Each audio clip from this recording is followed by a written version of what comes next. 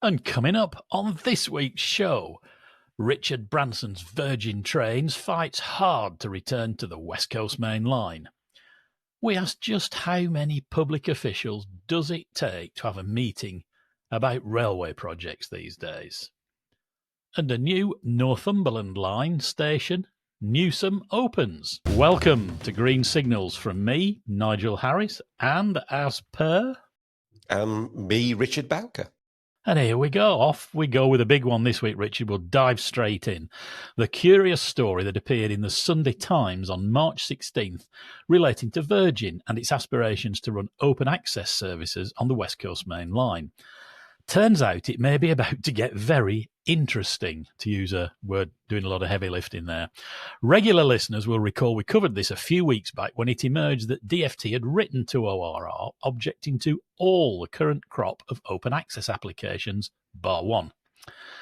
And one of the plans they objected to was Virgin's, not least because of the sheer quantum of services proposed, the level of absolute abstraction it would take from Avanti West Coast, and the implications it had for things like HS2 planning and how GBR would be running the railway in the future.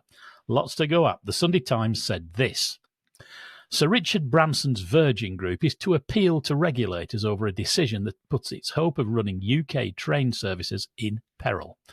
Virgin is arguing that there is unused capacity for it to operate on the West Coast Main Line, despite a ruling by Network Rail to the contrary. An appeal is being made to the Office of Rail and Road, the industry regulator. It was the word appeal, amongst everything else in that article, that got Richard's antennae buzzing.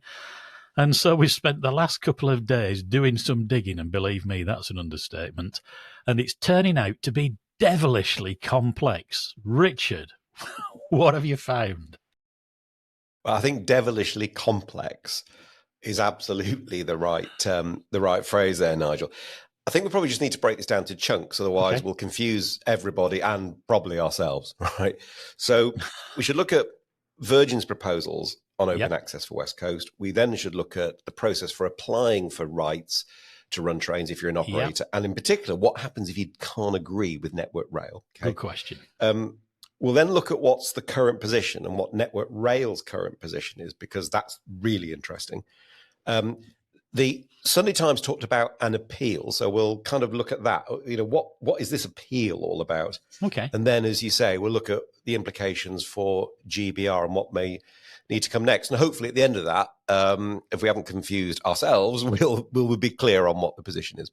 It's a bit like a railway version of those three-dimensional games of Vulcan chess that Mr. Spock used to play, isn't it? Yes. On 3 levels. Right, so shall we start with a quick recap on open access as I understand it, and you can correct me if, or should I say when I get it wrong.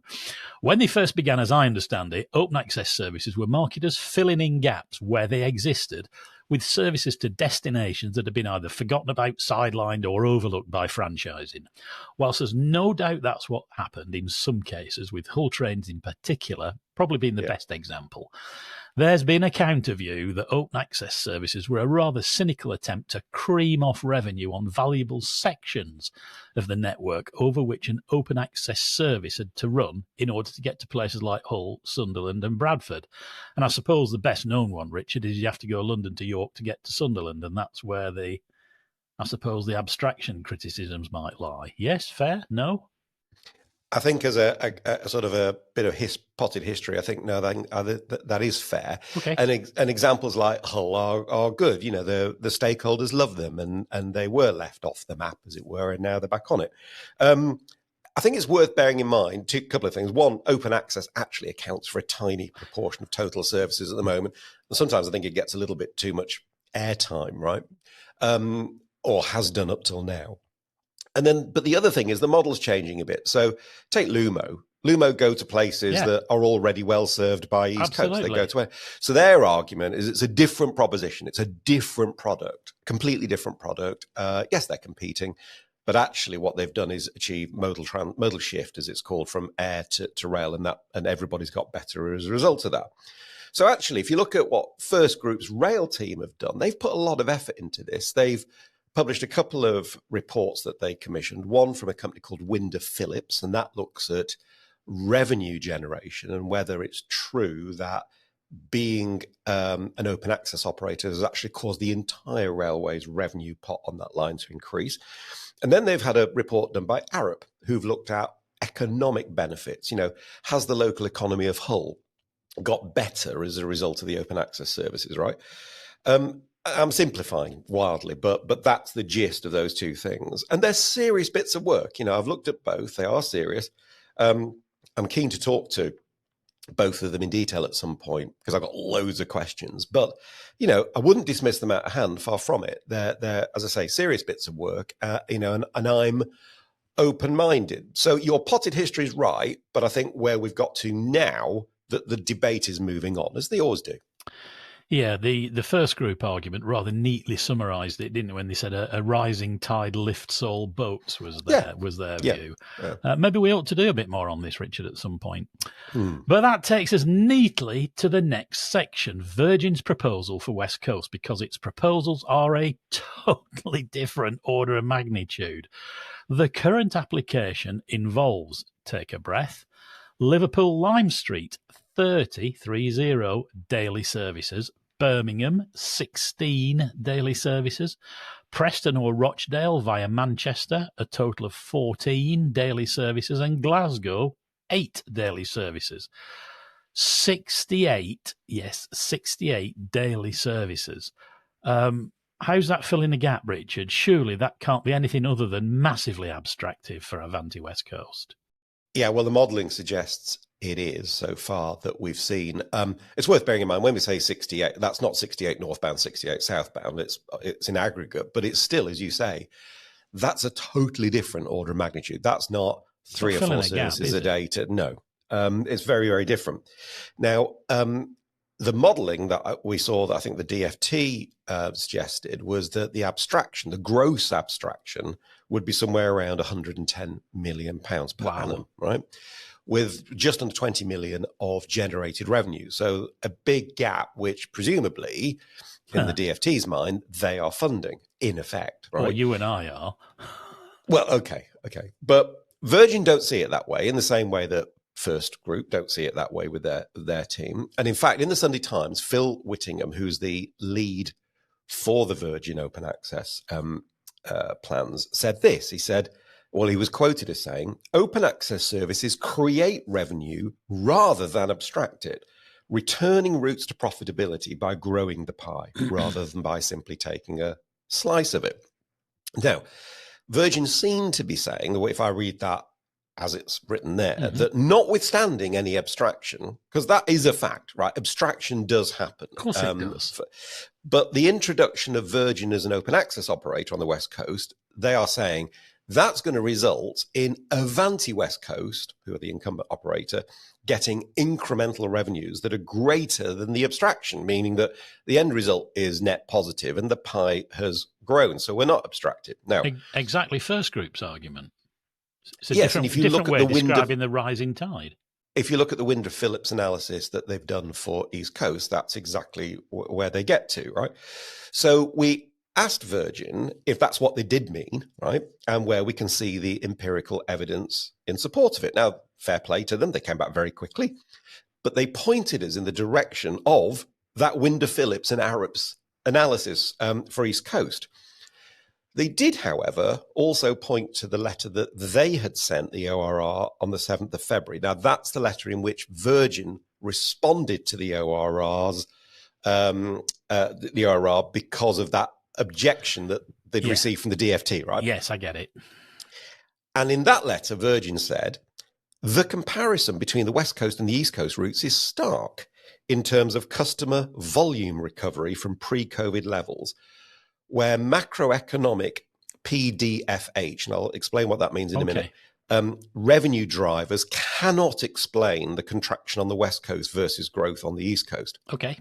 Arguably leaving only route-specific factors and the presence of competition on the East Coast to explain it. Now, what do they mean by that in English? Well, PDFH is a thing called Passenger Demand Forecasting Handbook. It is the Bible that allows, or one of the Bibles that allows operators to predict what revenues would be given a whole range of demand factors, right? And what Virgin are saying in there There's no obvious reason why macroeconomic factors would have delivered a different post-COVID recovery on the East Coast compared to the West Coast. So the reason the West Coast is still awful must be because of a combination of route-specific factors, by which I presume they mean infrastructure and non-infrastructure, right? And the fact there is competition on the East Coast. So in other words, if we fix those route-specific matters and we have competition, there's no reason why the West Coast can't be as wonderful as the East Coast, right? Oh, right, I get it. But I think that assumption is where Virgin's arguments may start to unravel and not stack up very, very as well as they think they do. There's a lot to get your head around there, isn't there? I mean, why is a simple question. The routes are virtually identical in length at around 400 miles, and they serve in a similar Anglo-Scottish market from London, though obviously Glasgow and not Edinburgh. Yeah, that's fair. They are. They are almost identically in length, aren't they? But if you read the Winder Phillips report, I keep mentioning this one that looks at revenue, okay, much of what appears to have been good in the Lumo service is London-Edinburgh. So Newcastle, not so good, right, in terms of revenue generation. It's very much Edinburgh. And they also talk a lot about modal shift from air to rail. Now, with Virgin, in Virgin's case on East Coast, worth bearing in mind, 8 out of those 68 services are the Glasgow ones. The rest, so the vast majority, are to places like Liverpool and Manchester and Preston and Birmingham. Totally different then. We're totally different, and there isn't going to be any modal shift. I mean, actually, arguably, Virgin created the modal shift when they did the VHF timetable back, almost 20 years ago now, or certainly, 15, 20 years ago. Well, there was hard evidence for that, wasn't there, at the time? There was. So I think it is...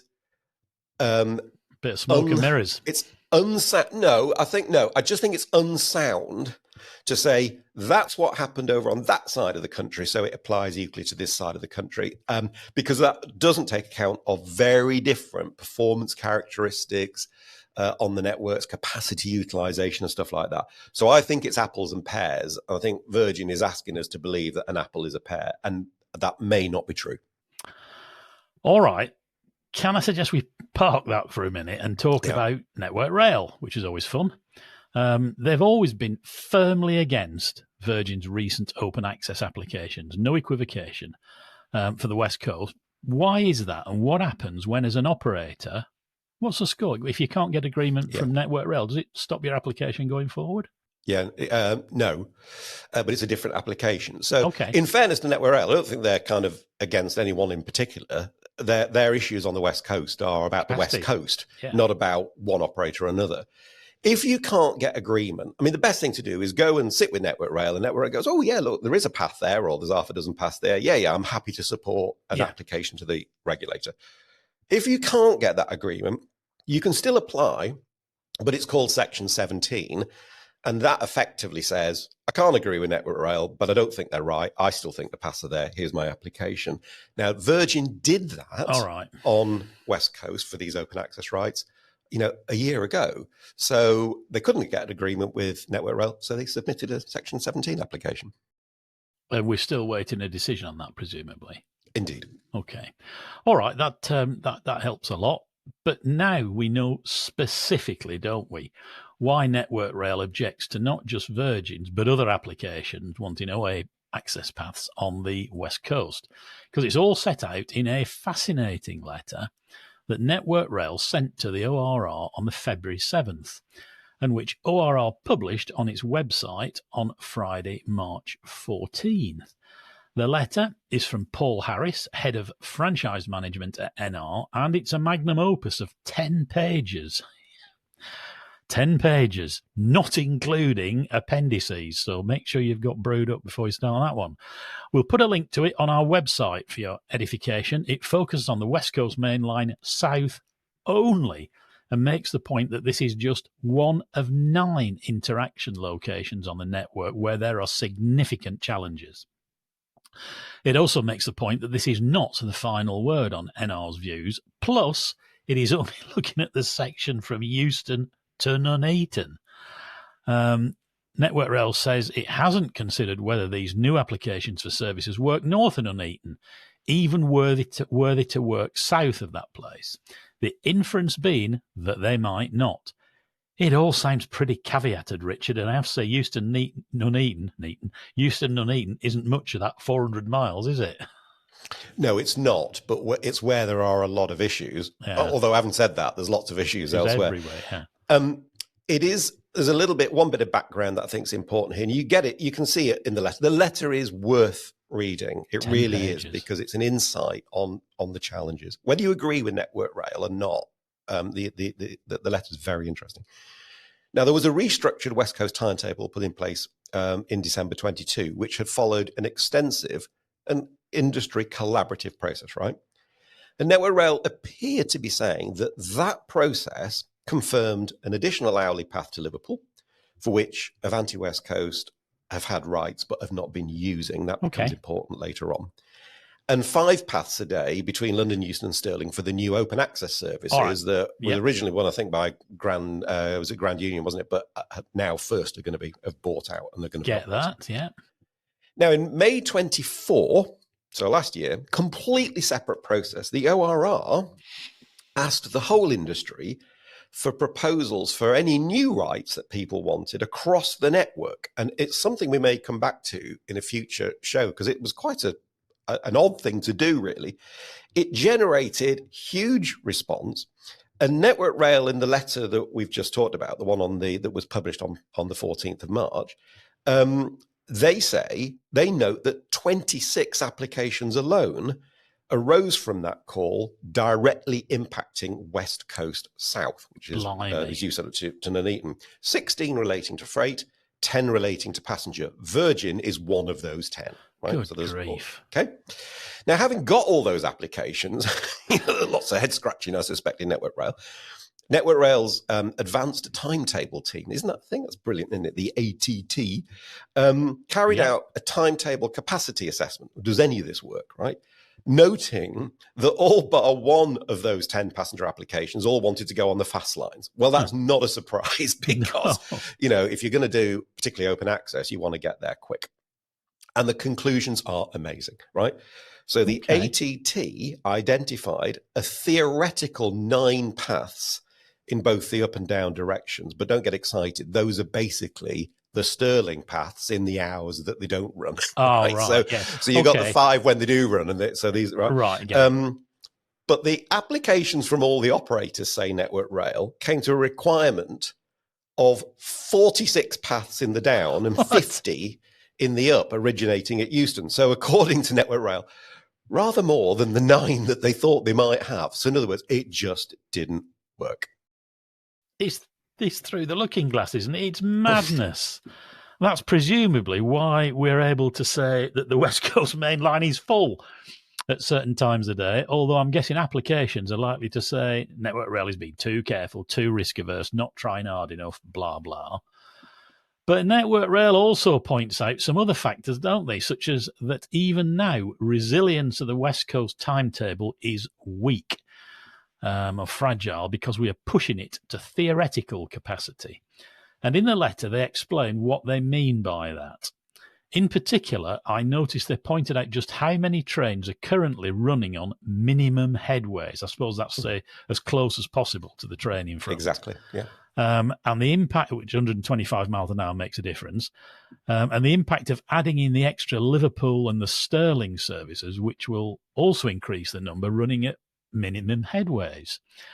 They summarise all this in the letter by saying this: the Network Rail view previously expressed both during and following the December 22 exercise is that the clear performance delta between the sensitivity test outputs, both T1 and T3 metrics, and the specific risks highlighted for the up fast line between Rugby and Euston indicates that the quantum of fastline services contained in the December 2022 CTP had reached a critical threshold level in terms of manageable capacity utilisation, beyond which the introduction of any further services was likely to trigger a notable compromise to network performance through increased reactionary delay. Now, I remember having a conversation with you very many years ago, Richard, in your SRA office when we talked about this news. I think you said, to all intents and purposes, when a line gets to 80%, that's full.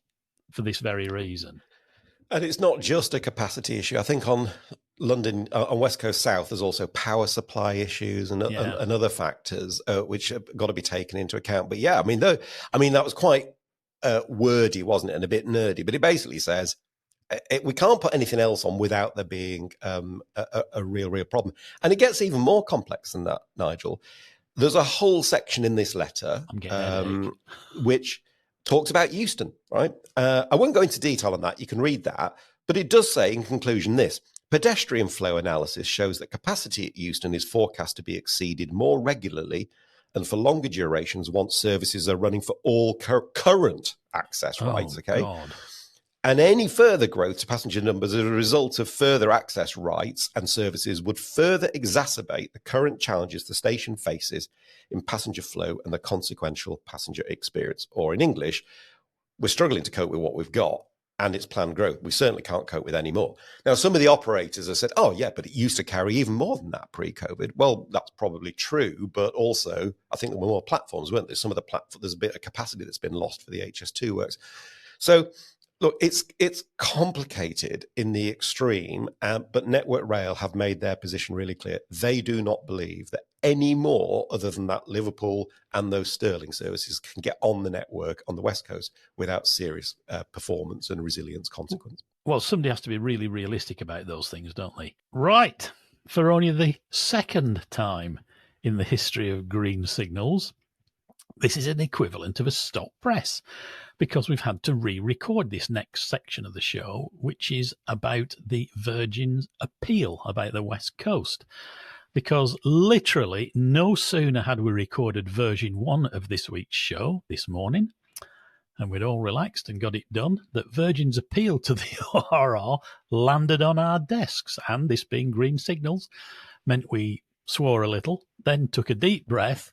Richard read the appeal, wrote them some new words, and now we're going to talk about it. So we are the first to bring you news, insight, and objective analysis of this increasingly complex and actually quite important thing, even though on the face of it, it is all super nerdy, isn't it, really? Did I say that out loud? I'm sorry, Richard.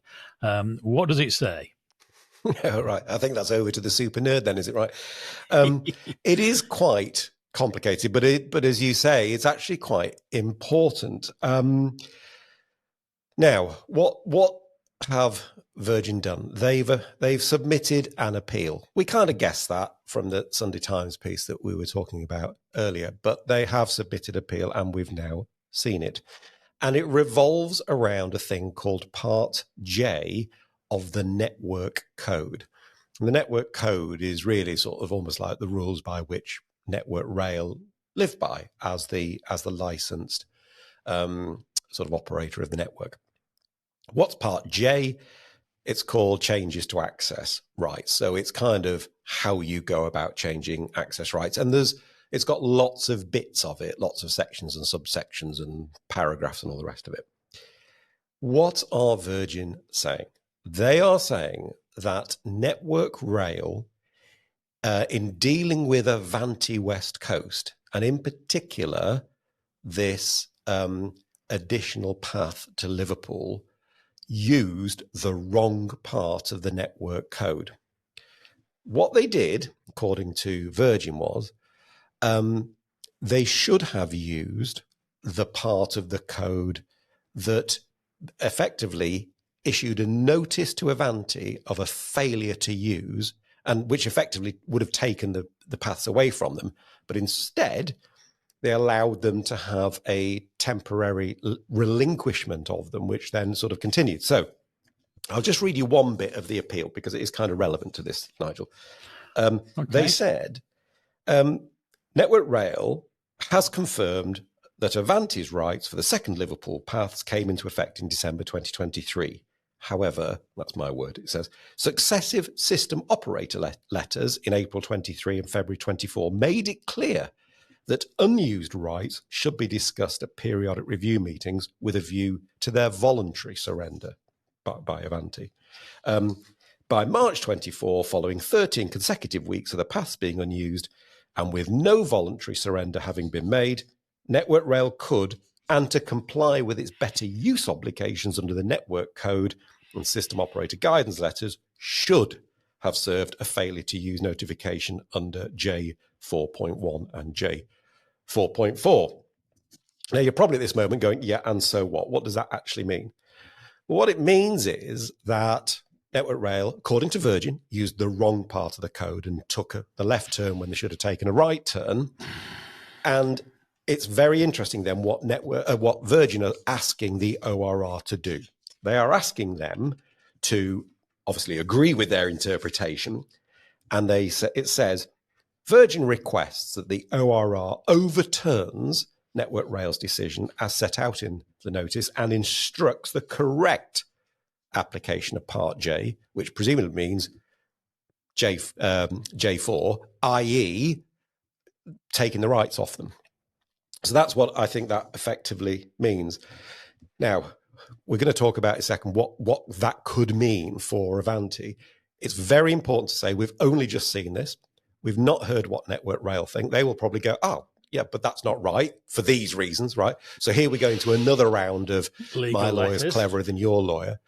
But I think it could mean that Avanti aren't able to use that path, because if J4, I don't think you can do it retrospectively, but you can kind of do it from now.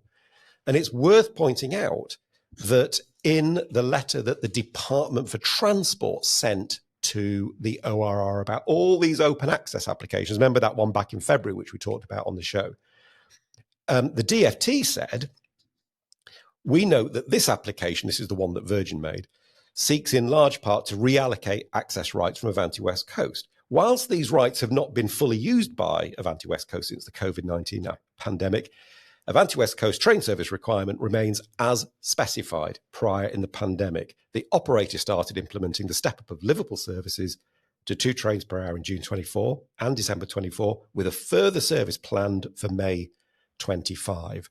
So what could this possibly mean? It means if the ORR agree with Virgin and Network Rail are told you've got to apply the correct part of the network code, I wonder whether that means Avanti can't run those services to Liverpool.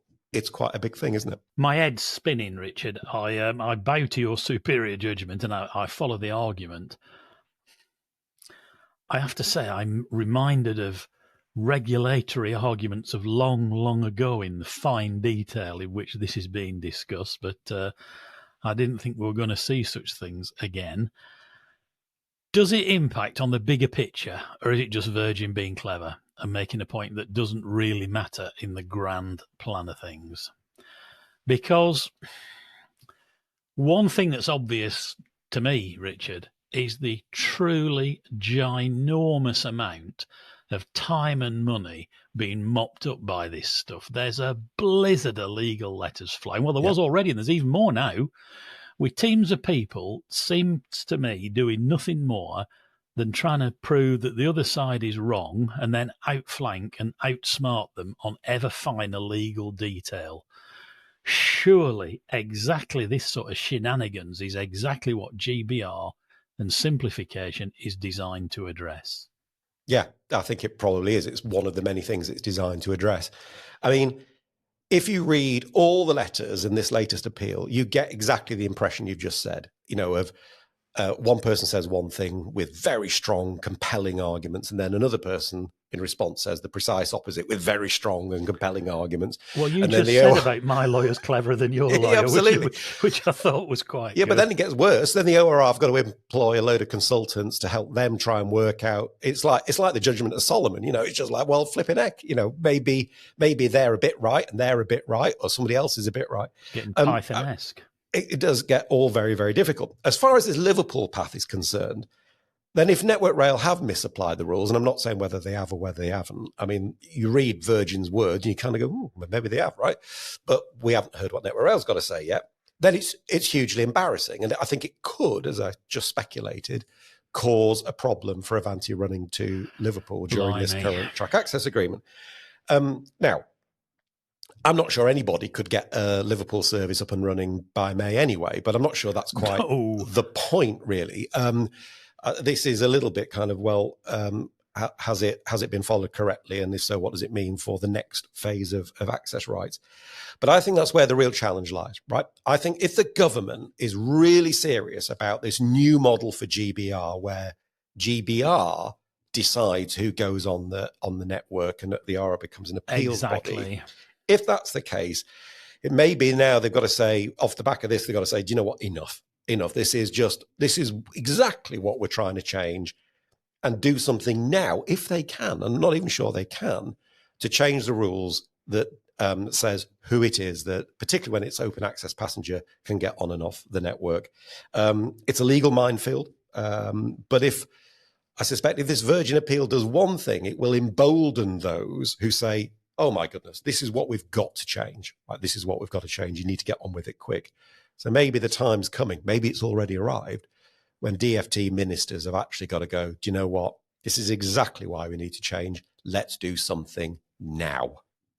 I think, well, no, I know. I'm just trying to keep my head around all the detail as far as I can. I think you're right about that. And the point you've just made about GBR is, it seems to me that we are running the risk of tying their hands before they're even formed, before the body is even established, on what they can and can't do on the West Coast, Britain's most busiest main line. And it would spike the guns from the absolute start, wouldn't it? I suspect that in the powers of the corridors of power at Great Minster House, they will be incensed about this, and hopefully they will do exactly as you say, because otherwise this is just going to delve into finer and finer legal detail and cause more and more aggravation, isn't it? It is exactly what we want to move away from. Let us move on. I'm getting a headache. Last week, Richard had a bit of a rant. Fancy that. About the bureaucracy that seems to have grown up in Whitehall around micromanagement of rail. It's fair to say you got quite the response, Richard. Most were supportive, though a few took you to task, I see. Fair enough, though. Always enjoy seeing you taken to task. It's good that we can have healthy disagreement from time to time, don't you think? Yeah, no, look, it's fine. And I think most people said, outbreak of common sense. And of course, it's not. It's quite difficult to do a demand responsive, resourced backed timetable. And, there were a few people heard what they thought I'd said, not what I'd actually said. And that's quite normal. But I was made aware of something this week by a very credible source. And it relates to, just one of a series of regular meetings on a very important project, not by any means the biggest. So I can tell you now, it's not HS2, but it's, it's a significant thing. And in particular, the number of people involved. Now, I hasten to add, I don't know what was discussed. I don't know. I've seen, I've got no idea about any of that. All I know is the number of people that were at this particular meeting. And I won't say the exact number for obvious reasons, but let's just say it was well in excess of 25, the majority of whom are what I would call public officials, but lots of different agencies, right? Not just one. Now, I did do a bit of research on this, and I found this really excellent article in the Harvard Business Review from June 2018 entitled, "The Most Productive Meetings Have Fewer Than 8 People." Right? And it says this, I just thought this was interesting. Robert Sutton, a professor of organizational behavior at Stanford University, so, serious place, looked at the research on group size and concluded that the most productive meetings contain only 5 to 8 people. When well-intended managers are too inclusive with their meeting invites, there is not enough time for everyone to participate. Rich back-and-forth debate is replaced by shallow comment. Information sharing and catch-ups distract from addressing higher priority issues. People become more guarded and less candid, and tough topics and decisions are actually not put on the agenda but dealt with offline instead. As a result, people lose respect for the meeting, which leads to less preparation, participation, and action. It can become a vicious downward cycle. So there you go. 5 to 8, that's your most. That seems to say it all, Richard, and I can't resist saying that Green Signals meeting must be massively effective because there's only 3 of us. Absolutely. That's why we get everything done, because we have a great agenda and we just agree with Stef. It works perfectly.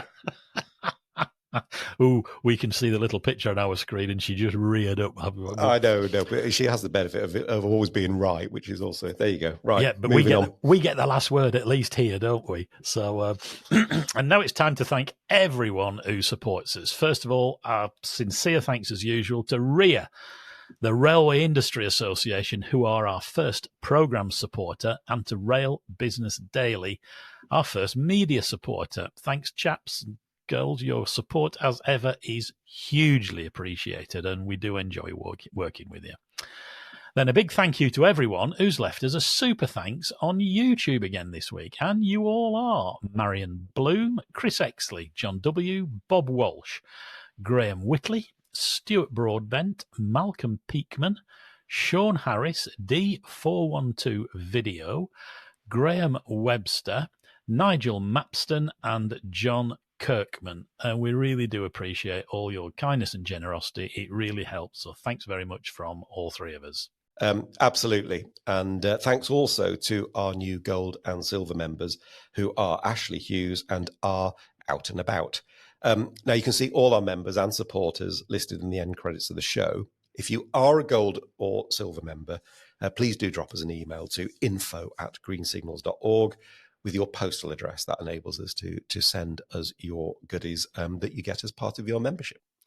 And thanks to all of you. And now it's time for this week's Railway News Roundup. And this is a really positive story to start the news roundup with.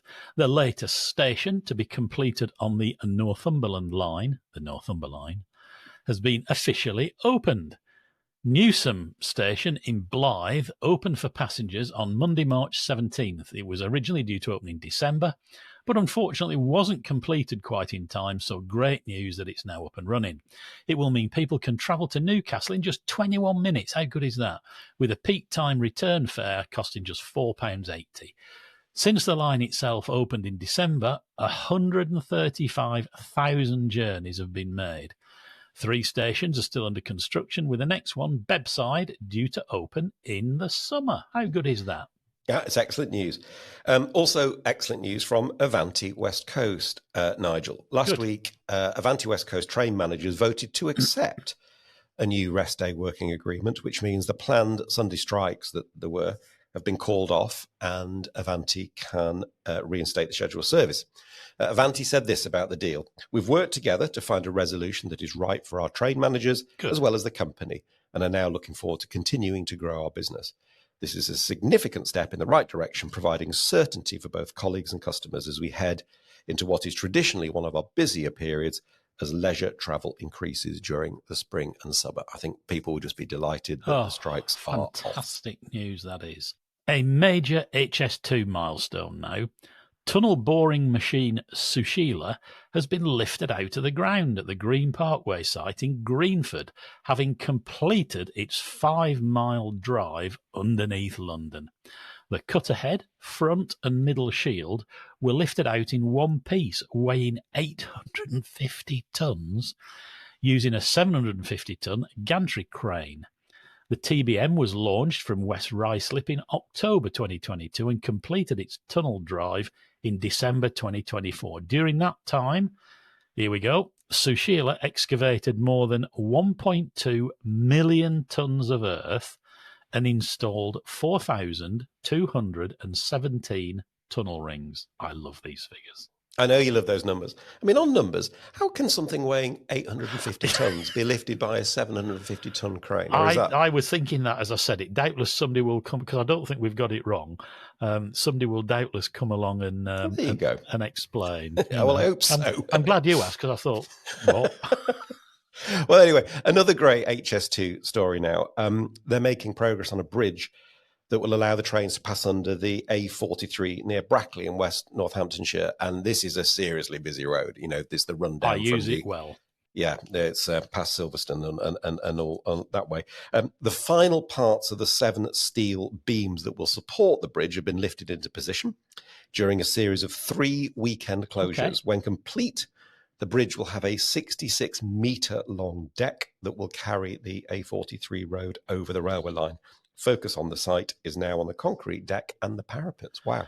And not for the first time, let us tip our hats to the skills of the engineers, planners, and the people doing this wonderful Indeed. job. Let's not get so carried away with the politics and everything else that we overlook their achievement. So well done, one and all.